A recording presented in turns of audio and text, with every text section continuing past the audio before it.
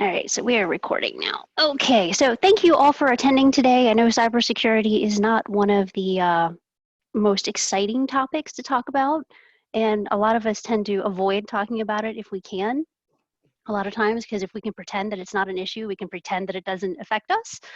So, um, it, especially if we haven't ever had an issue, and a lot of us haven't, so we can just pretend that, nothing going on here. So unfortunately, that also gives you a false sense of security.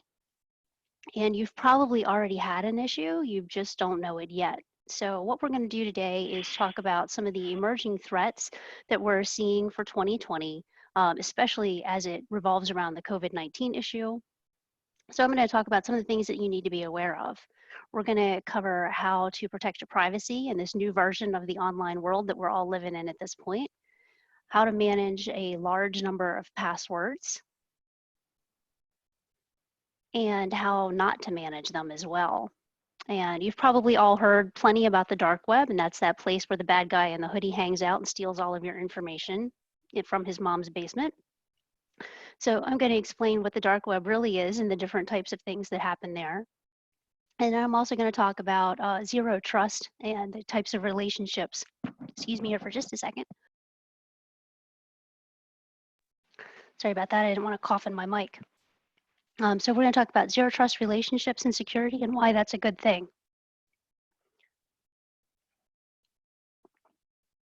I like to handle Q&A as we go. You can wait to the end if you want to. You can throw things in the chat box, but if you have a question, just unmute yourself and ask, and I'll answer it as best as I can. So is there anything anybody wants me to touch on specifically through any of this? If there's any questions ahead of time, please ask, and I will absolutely talk about them. Is there anything anybody wants me to hit on?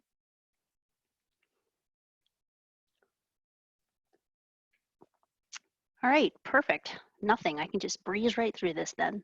Fantastic. All right, so let's talk about the emerging threats.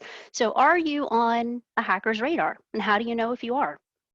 Well, if you have any type of information a hacker might want, like a name, social security number, maybe you have a credit card, probably have a medical history, maybe you have a Gmail account, social media account, anything where you would have information that they could either use against you or find a way to monetize, you're a target. Right now, nation states are targeting US citizens at an alarming rate, believe it or not. They're offering bounties right now for the average citizen's data. So your data is very, very valuable to other nation states. China is one of them, Russia is another. So there are countries out there that want to know our buying habits so that they can figure out what to create, make, distribute, and make that cheaper and faster than other people can. And that's one of the reasons that they're stealing data and getting our data from us. So this year, what we're seeing is that a lot of the threats, it's a lot of the same stuff, just with new twists. So social engineering has been a thing for a very long time. You've all seen those awesome Nigerian Prince email scams. That's a social engineering thing. Texting has become a new thing right now. So you'll see phishing via texting. So basically what they're trying to do is just conning people out of data or money or both. Both is preferable. So the emerging threat right now, as far as social engineering is concerned, is anything surrounding COVID-19. For those of you who are a client of ours, you'll see that you've gotten a phishing thing this month. It's all about COVID-19. You got to learn all about that because I caught a lot of people on that one. And what we're seeing is that we're seeing things for personal testing kits, loan applications, and actual full-blown loan application sites are springing up that are fake. Federal programs are being faked out on the net, and the availability to apply for that $1,200 that each individual adult is available for, those sites are also being faked on the net. So be very aware of where you are and what you're looking at. Because again, they're looking for any way that information can be monetized, and that's one of the ways. As you apply for something, you're going to give them your name, your social security number, your bank number, that kind of thing. So that's what they're looking for on that type of scam. Wi-Fi is another one. Any type of unsecured Wi-Fi So if you're using any type of device without a VPN on a public Wi-Fi, you need to assume that anything that you do is being looked at by somebody else. So as you're going out to, Target or whatever to grab your, toilet paper and Lysol, do not hop on their Wi-Fi and send office email or buy anything with your credit card, because you never know who's actually sniffing that Wi-Fi at that store or any other place that you are. Same thing with hotels. If you're ever at a hotel, don't just hop on their Wi-Fi and assume that what you're doing is secure, because it's not. Out-of-date apps and devices. If their security hasn't been updated, then they're exposed to attacks. And this applies to your tablets, your phones, anything along that line. The further out their updates are, the easier they are to attack and compromise. So if you don't have auto update turned on your devices, be sure that you do. And if your device is no longer able to update, it is past time to replace it. Granted, this is not the best time to do it, but you do need to replace that device. The other thing that you need to think about is any device that falls into that Internet of Things category, like your thermostats, your doorbells, maybe baby monitors, anything that is connecting to your Wi-Fi or the internet. Even your smart TVs need to be able to update. So if you don't have that turned on automatically, make sure that you are manually updating those devices. Cryptojacking is the next one. You've all heard of Bitcoin or cryptocurrency. There's a way to mine for that. So you can actually turn any type of device into a crypto miner. And that's without the user's or the owner's knowledge of the device. Most often it's going to be installed through a compromised application, or the user downloads a program thinking that it's a completely legit app, and that crypto miner is hidden inside the code because it's not a legit app. Most recently, it's resurfaced in Zoom downloads, believe it or not, that are not from authentic sources. So while it does contain the Zoom software, it had a friend along for the ride, and now people's devices are being used to mine for crypto coins. Next thing we want to talk about is poor password hygiene. So if you're not using any type of password management software of some variety, chances are you're using the same password on more than one site or application, or you're using your browser to remember your passwords. Browser passwords are ridiculously easy to get at. Maybe it's by a keylogger, maybe somebody's taking a screenshot, or they're just running a command in the background to dump your passwords into, a safe text file that they can decrypt at their leisure. But either way, if you're using Chrome or any other browser to keep your passwords, stop doing it, and stop doing it yesterday. Make sure that you have some type of password management system to use for your passwords. Device breaches are the next thing that we want to talk about. Wait, Dawn? Yep. I'm sorry, I couldn't unclick fast enough. What are the password managers that you would recommend that are the best? Okay, so we use one called Passportal, and that is one that we sell and support.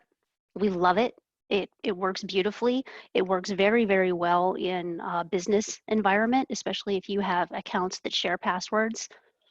If you're talking about for home use, either LastPass or 1Password. Okay, thank you. Yep. So device breaches, for anybody that owns any type of device, again, phone, tablet, whatever, make sure that you have a password or PIN set on it. And additionally, it needs to be encrypted. Phones, tablet, laptops, desktop, if it has data on it, be sure that you are protecting it.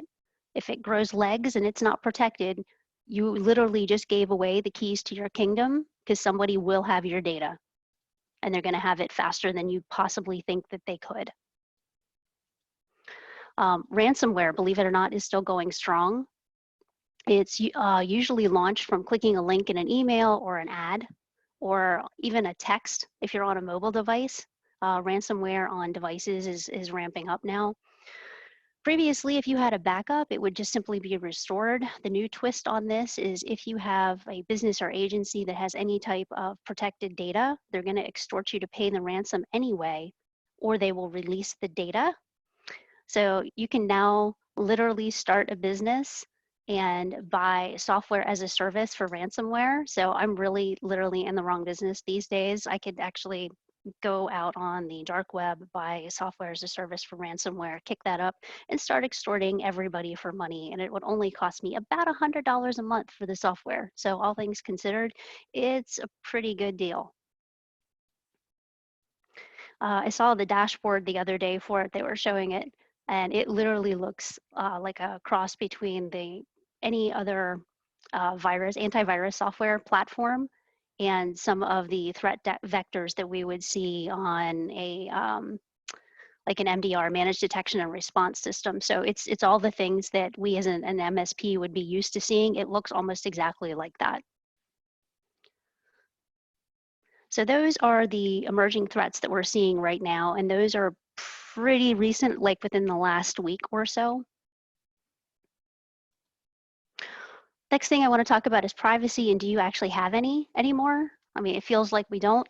So I've talked to you about all the scary things that are out there, so let's take a look at privacy and what you can expect and what you can't. So can you actually have some privacy while having social media accounts? Well, it all depends on how much information that you're making accessible and what you post. So if you haven't lately, check your social media settings and lock them down. The other thing I would recommend that you do is Google yourself. It's really interesting to see what pops up. It's a little scary too, to see what's out there. And I would say do that on a semi-regular basis, just to make sure that things aren't popping up that you would not expect to pop up, because you just never know what somebody else would publish. So anywho. Also with your social media, for those of you who enjoy doing quizzes, especially on Facebook, a lot of them ask what seem to be innocent questions. Stop doing them. If you can't stop yourself from doing them, at least stop posting the results. A lot of those answers are pieces of data that can be aggregated together and give a profile of you. Again, we talked about those nation states. It's a great way to aggregate data for them and give the average user a profile in their system. It also allows for your passwords to be guessed, identities to be forged, etc. So then the next question usually is okay, that's great, but can I delete myself from the internet? Can I kind of scrub my profile? Not really, because as soon as somebody else posts something about you, you're not scrubbed from the internet anymore. But you can actually Google the phrase, delete yourself from the internet, and go through the process of removing a lot of it. You can't get it all, but you'll get a good amount of it if you want to do that. Some people simply choose to use an alias while they're online. Again, that's up to you. A lot of police officers will use an alias, especially on Facebook, so that their name isn't tied back to who they are on Facebook, so people can't come back and annoy them. I would absolutely recommend that for anybody that does have a public persona, to use an alias on Facebook so that all of your friends know who you are, but other people can't annoy you online. For those of you who have Google Homes or Amazon Echoes, do they listen? Yes, they do.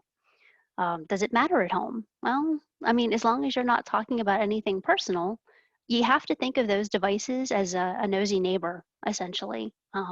If you are paranoid enough, just, unplug them while you're not using them.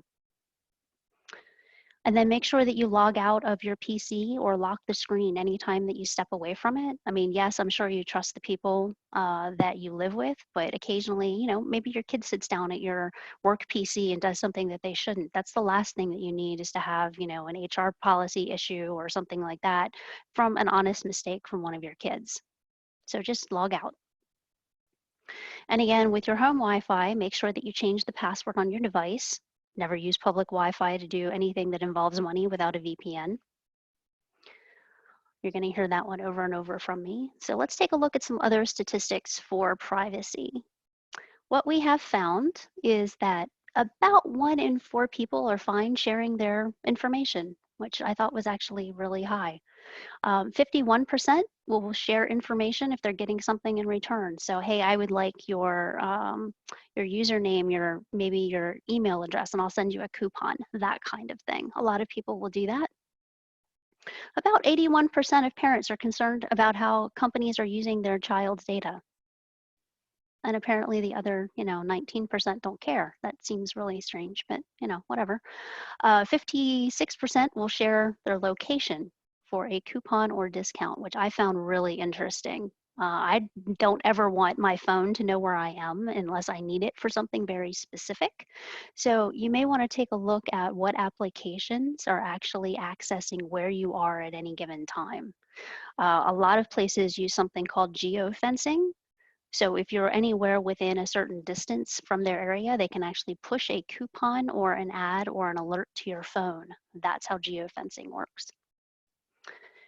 And only 19% of the mobiles have the tracking turned off. So only 20% of people actually turn off that tracking. And then 54% of people opt out of mobile applications due to sharing personal information, which again, I'm really surprised that it's that low. A lot of mobile applications, from games to legit users of that information, require a lot of information from the average user. Yeah, somebody's trying to access my Sony Entertainment Network account right at the moment. It keeps sending that out. That's fun. Anyway, the point to all of that is you want to make sure when you're downloading any type of app to any of your devices that you're not giving out more information than you should on that app. So if you install a game and it's wanting to access your contact list, you should ask yourself, why does it need to access my contact list? Angry Birds was one of the ones that did that a while back, and they actually used the data from that to figure out who was connected to who. And it was one of the largest phishing platforms for quite a while. And it was just a simple game. To have before the phones had like built-in flashlight apps.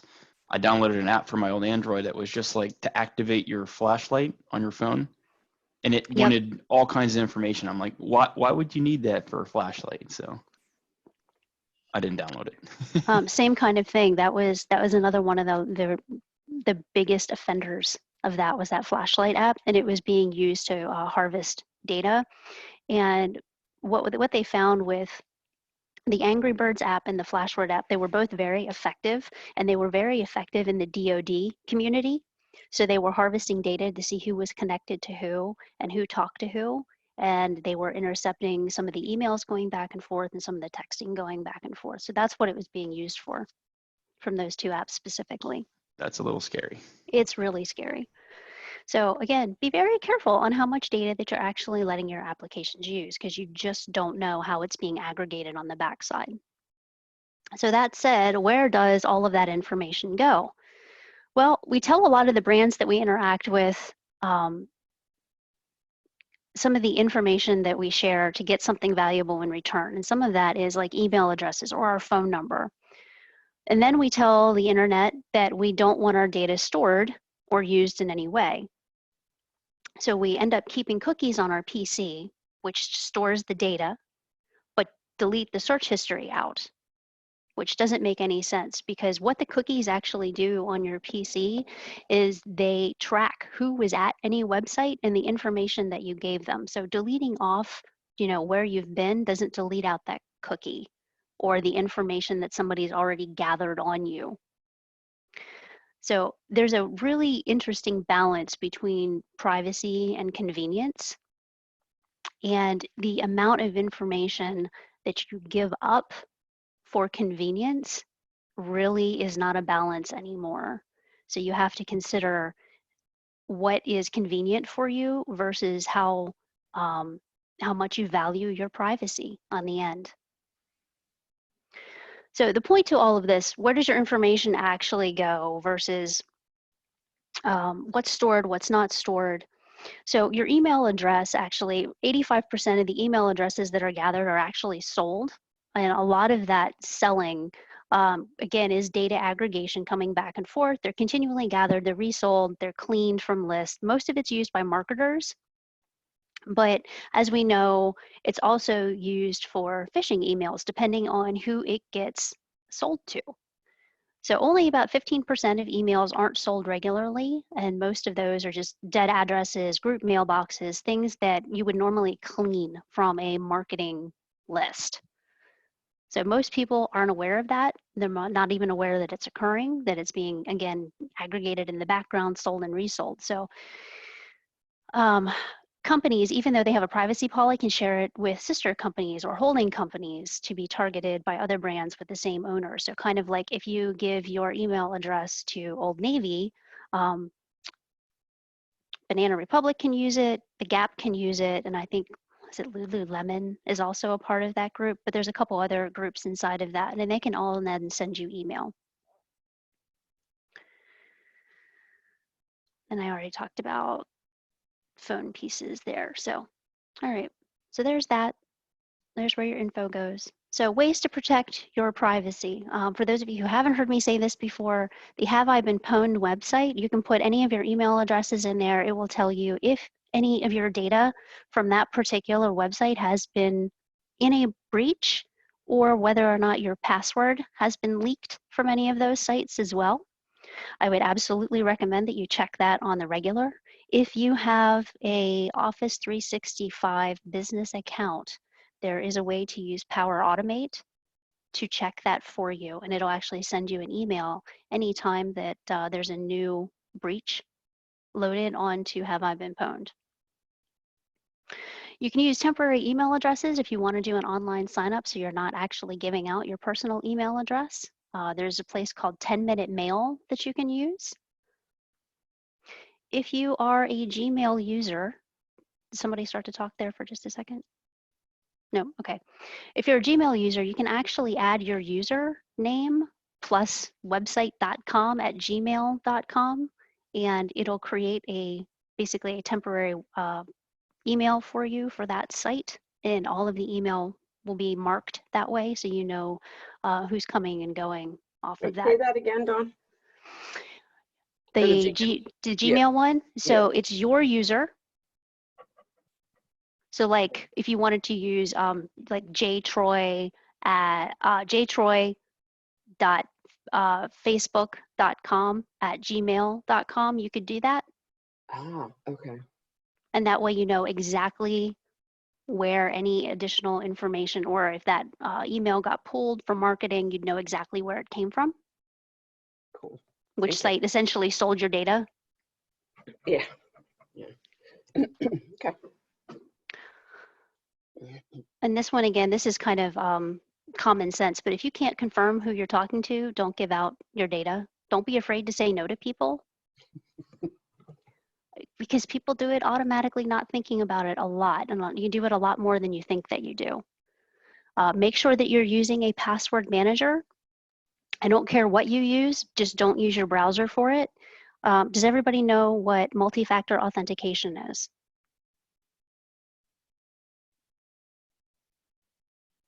So I'm going to explain what that is. So multi-factor authentication is just another way to prove that you are who you say you are. One way to do that is like Facebook does this through your phone. You can set up the text messaging portion of it to say that, okay, if I log into a new device with this password, please send a text to my phone that has a code in it. I then input that code to Facebook, and I've proved that I am who I say that I am. That's what multi-factor authentication is. So you always want to use a password manager and multi-factor authentication. Again, it's that convenience versus security thing. You don't want to give up your security over convenience in this case, because you always do want to be able to prove that you are who you say you are. And don't be afraid to use fake data, especially for places like Giant, Wegmans, Target. They all want your address, they want your phone number, and they want it for marketing for the most part, but it doesn't mean that you have to give out your personal information to them. For more than probably 10 or 15 years, they all think that I live at 742 Evergreen Terrace, and my phone number is 717-8675309.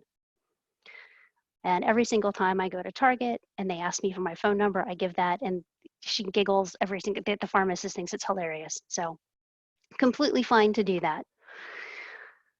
Next thing is make sure that you change the default settings in your router for your internet. Don't make it your address. Don't let people know who you are. Feel free to label it, FBI surveillance van or hidden rebel base. I don't care what it is. Just don't make it your personal address or your family's name. And make sure you change it off of the default password as well, because if you have something labeled Netgear and you're still using the default password, that's all available on the internet. I can just go find that in 2 seconds and crack your router and have all of your information and be, seeing your banking information and everything else. So just make sure that you change that.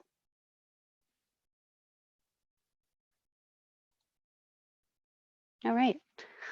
Passwords. Do you guys actually know what yours are? And think about all of the passwords that you have, and how are you remembering them all? Do you write them down? Do you have a spreadsheet? Do you stick them to a Post-it note on your monitor? Are they under your keyboard? If you don't already, again, I'm going to say this over and over and over again, please make sure that you use some type of password management system. I don't care what it is. There are commercial ones available out there. If you're at home, use one password, use LastPass, don't care, but do not use your browser and stop writing them down and stop using the same ones over and over and over again. Same thing here. So there's the Passportal is the one that we use. LastPass, 1Password, they're great for home use. Please make sure that you use multi-factor authentication on every single account. Again, I don't care if you're using the text-based version on your phone. There's a program out there commercially. It's called Duo. We are a Duo partner. We really like it for multi-factor authentication. It does some other really cool stuff too from the business side of things. It is free for up to 10 users. So if you have a family, want to use it, you can use it for that. But it can also be used to enforce bring your own device policies for work and single sign-on solutions. And again, this is business application kind of thing. Google has its own multi-factor authentication app that you can get for your phone, as does Microsoft. So be sure that you're using one of those or using the text function on your phone for multi-factor. Even your Google account, your Gmail account, you can set up multi-factor authentication on. If you haven't done that already, be sure that you do. All right, so let's talk about the dark web. So the dark web is standard web content that exists on overlay networks, but the internet requires specific software configurations or authorization to access it. So basically, you just need a whole different browser in order to get to the dark web. Most often, it's used for illegal activity, such as illegal trade, forums, media exchange. When I talk about media exchange, I'm talking about illegal media exchange, pedophile, terrorist, that kind of thing. You're also going to see your Bitcoin services for money laundering. The darknet markets, you can get everything from drugs to humans to goods. Hacking groups use it. Again, you can buy some really nice service software to extort money from people there. And there are actual social media platforms on the dark web as well. So some of the things that you're going to find there. Not everything is illegal, but a good bit of it is. So big question is, how do you get there, right? So if you think of the internet like an iceberg, the part that you see, the pretty part, it's made up of all the public internet sites that are easily searchable. So if you're going out to Google, anything that you can, search there, that's all on the surface web. The deep web is going to be your next layer, and it's going to take a little bit of additional work to get to this information. The pages aren't linked in a normal way, saying that I can't just go to Google and search for specific things. So things that you're going to find there, like archive.org, which is a nonprofit library of millions of free books, movies, software, music, that kind of thing. That's actually on the deep web. You can go there and search for that. The Library of Congress is actually another really good source of information that you can get to on the deep web. OSTI.gov. The government posts all of its research on OSTI. Smithsonian Libraries has a collection there that covers everything from anthropology to zoology. The Encyclopedia Britannica is still going strong on the deep web. You can go there and search for things. Also, other things that are on the deep web are going to be your personal email accounts, social media, and large databases for data aggregation. Those are all going to live on the deep web as well. And then the dark web, to get here, you need a specialized browser. One of them is called Tor. And it works kind of like Chrome does. It's a little different than that, but it's kind of the same idea. So the Tor software actually bounces your communication around a distributed network all around the world. It's run by volunteers, and it prevents people from watching your internet connection. So kind of like a VPN. Again, kind of the same idea, but not exactly. But what it does do is it prevents the sites that you're going to visit there from learning your physical location, and it lets you access sites which are blocked normally from other places. What questions do you guys have?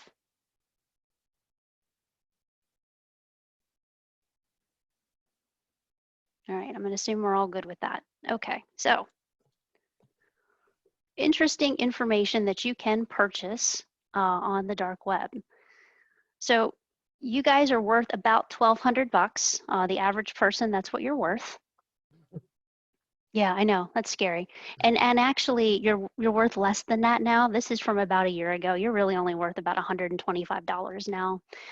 The average fulls you can get, and when I say fulls, we're talking about the amount of data that I would need to get to replicate you almost exactly, is worth about $100, $125, depending on who you are, what your job is, that kind of thing. So now if I want medical data, then the price goes up, because at that point I can also access the prescriptions that you have access to or that you've been prescribed over the years, and then those are actually worth something, especially if you have had painkillers. Those are worth a lot. So that's what that's worth. The average credit card is worth about $10 to $15 right now, just to give you an idea of, you know, how much your data is worth. But that's what's average for sale right now. So your online shopping accounts, Amazon's really popular. Everybody likes to get your Amazon account because they can, you know, buy things, have it delivered to them. Your travel information, your entertainment stuff. Your Netflix account's actually really only worth about $5, sadly. The cost has gone down on that. Your social media accounts have never really been worth much. Your personal finance has been worth more.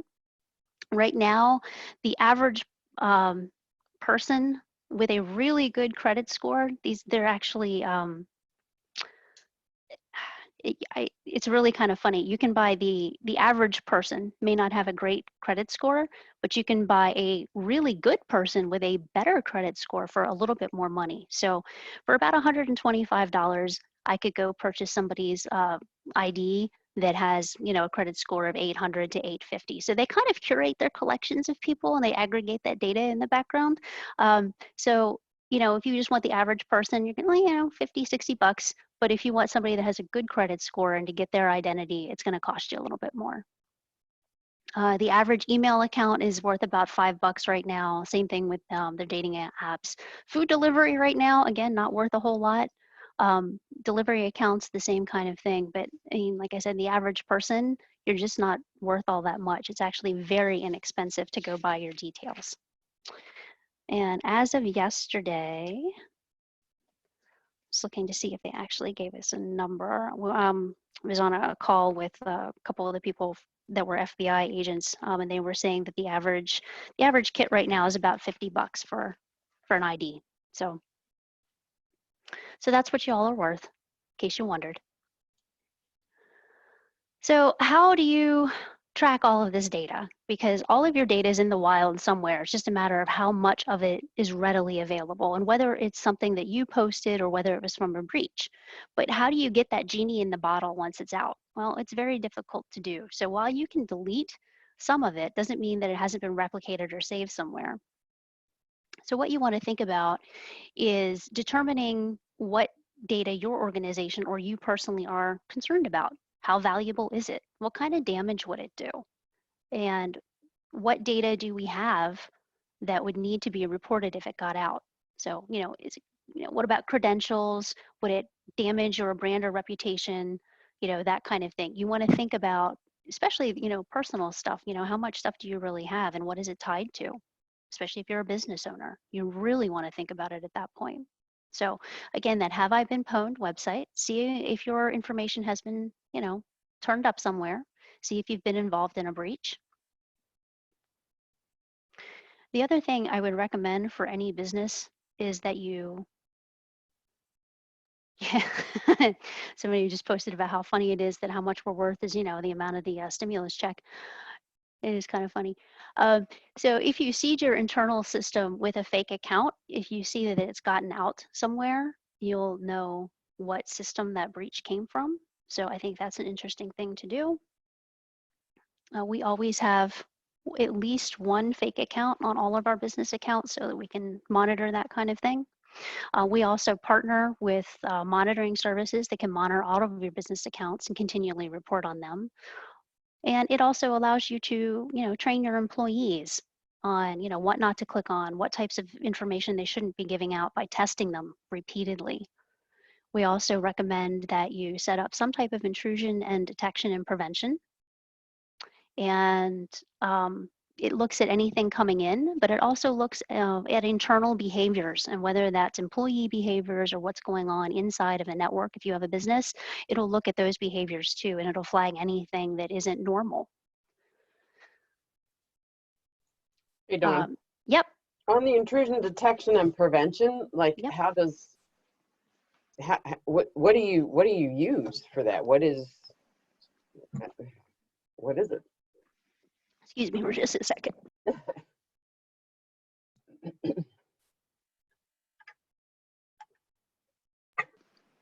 Sorry about that. That's some water. Yeah, there you go. Yeah. Try to drown myself. Goodness. So for the intrusion detection and prevention stuff, we actually have software that we use and it deploys inside of the network. So that's how we do it for the business.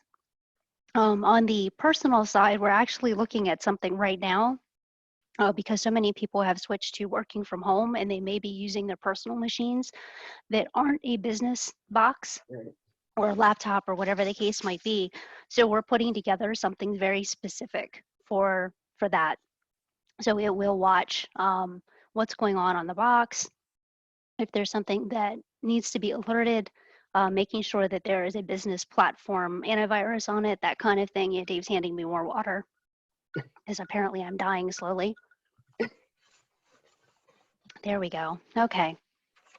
But yeah, because we were just talking about that this morning, like, hey, we have all these people that they went home or they took their box and went home or whatever the case might be, and now they're not attached to the network anyway. How do we continually monitor that? So yeah, probably within a week, we will have a solution out for that particular thing. Cool. So, yep. All right, so let's talk about zero trust. The standard security model for as long as security has been a thing has been a trust model, which means that if you have a key, a card, a token, a password, whatever, you're a trusted user and you're let in.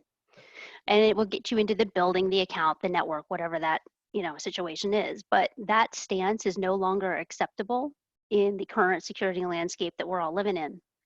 So the concept is zero trust, and it's centered on the belief that organizations should not automatically trust anything, either inside or outside its parameters or perimeters, and instead must verify anything and everything trying to connect to its systems before granting access. So does that mean that we have to break up and not be friends anymore with our current devices and systems? No, it just means that we need to redefine the relationship that we have with them. And in order to do that, what we need to do is draw on technology such as multi-factor authentication, because again, that makes us prove that we are who we say we are via some type of other device that's authenticating. So we want to take a look at the identity and access management as a way to control access to the resources at the admin or root user level. And that's even with your personal PCs. You don't ever want to run as the admin on your PC, because if you're running as the admin, then if something got in, it could also run as the admin. You want to run as a regular user level. And you segment and lock away that additional access so that it can't be used unless you need it to be. You also want to watch your analytics. And a lot of that is just machine-based learning in a way to display data in a single pane of glass. So you want to be able to see your user behavior and access. Because if you can't see what's going on, you don't know what's going on. And that comes back to that, you know, excuse me here. My goodness, my allergies are really kicking up. It comes back to what we were just talking about, and we want to be able to, verify that people are who that they say that they are, and you want to watch what's actually going on, because if you have a breach, and if you don't know it, a lot of times it can sit for 180 and some days before you even notice that it's happening. But analytics is a way to watch that, and as soon as behavior pops up that you weren't expecting or is out of the ordinary, you are aware of it and can stop it. The next thing you want to take a look at is encryption. Have you encrypted your files? On your devices, on your laptops, you want to make sure everything is encrypted, because if that device walks away from you somehow through legs, doesn't matter. If it's no longer in your possession, you've just given away the keys to your kingdom if it's not encrypted. Scoring. If you've ever seen scoring in action with your email, it'll score something as spam, not spam, right? So AI determines based on who it is and what the content is, what the score is. If it meets a certain threshold, it gets delivered to you. If it doesn't, it's marked as spam, right? So that's another way that zero trust is happening. A lot of the new devices will do this as well with your data and credentials on the network. If it looks bad to the AI, it just gets rejected. I'm even seeing Gmail do a better version of that lately. Surprisingly, it's scoring things a little bit higher, even on the things that I'm expecting to see in my inbox. So they have increased their scoring again. File permissions. You want to make sure that your governance policies that you have in effect, whether it's even on your own personal PC, you want to give your users the least amount of access they need to accomplish a specific task. So IT policies determine what files, folders, permissions, that are examples of that particular thing. So if you have 5 people working in an office and the only person that really needs access to the HR file is the HR person, you don't want to give everybody access to the HR information, right? That's what file permissions has to do with this. Zero trust, only the people that need to have access to it.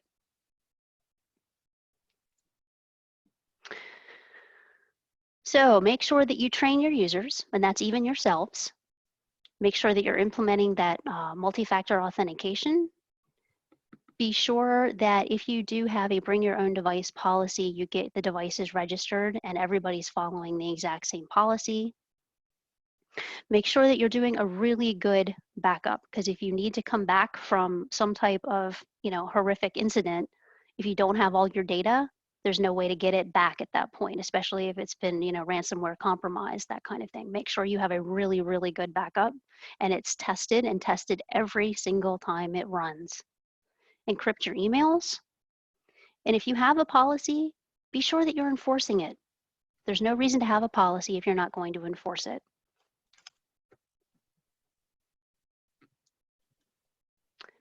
And you guys have been amazingly quiet, so what questions can I answer for you? Because that was a lot of data. I have one, Dawn. Yep. So we take your advice and we go to Have I Been Pwned, and we plug our name in there and we see, a couple of things that were breached. What is the action at that point? Well, if it's a website that you belong to, let's say that your Facebook credentials are one of the things that's on the Have I Been Pwned website, right? First thing you want to do is check the date on it. If it was, in the last 6 months or whatever, have you changed your password in the last 6 months to that particular site? If you haven't, be sure that you do. I mean, the next thing is if it was your bank data and you haven't been notified by your bank, 1, switch banks, but 2, make sure that you change your password immediately. Double check everything. Maybe you should check your credit report too. And the same thing with if you find that your Amazon account has ever been compromised, be sure that you check your credit account right away and check your credit card, especially if you store your credit card inside of any of those types of accounts that can be compromised. Does that answer your question? Yeah, no, that's great. Thank you. Okay. What other questions do you guys have?